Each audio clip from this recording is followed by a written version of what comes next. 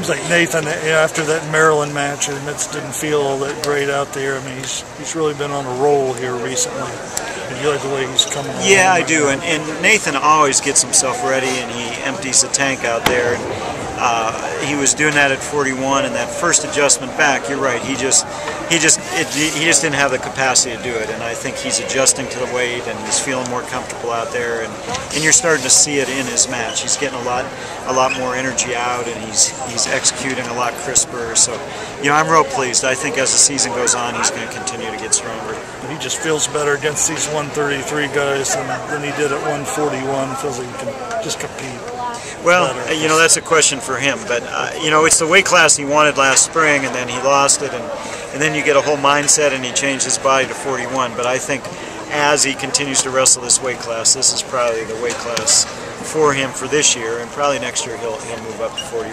But I think this is the right weight for him. Well, last weekend, tough one for Brutus. It had to be nice to see him come out here tonight and get a dominating victory going into Sunday. Right, and that's the thing with, he and Dominic were in a little bit of a similar situation where they both were extremely successful in high school, and this is a whole new deal, and it's not the benefit of a team sport where we can pull them out a little bit and let someone go in and then put them in the right spots and let them build confidence. They've got to get it together, and it was really great to see Brutus, and I was hoping that we could get Dominic out there the same way, and it just didn't fall. But staying with Brutus, that was great. He had good intensity, he had good execution.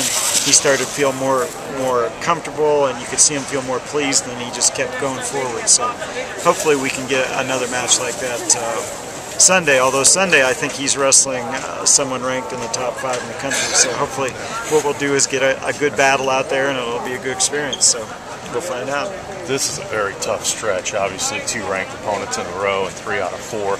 You have to feel better heading into this stretch after what you've seen the last 2 times out on the mat. Well, there's no medicine like, keeping your hand raised, so I feel better. But the stretch is going to be very challenging.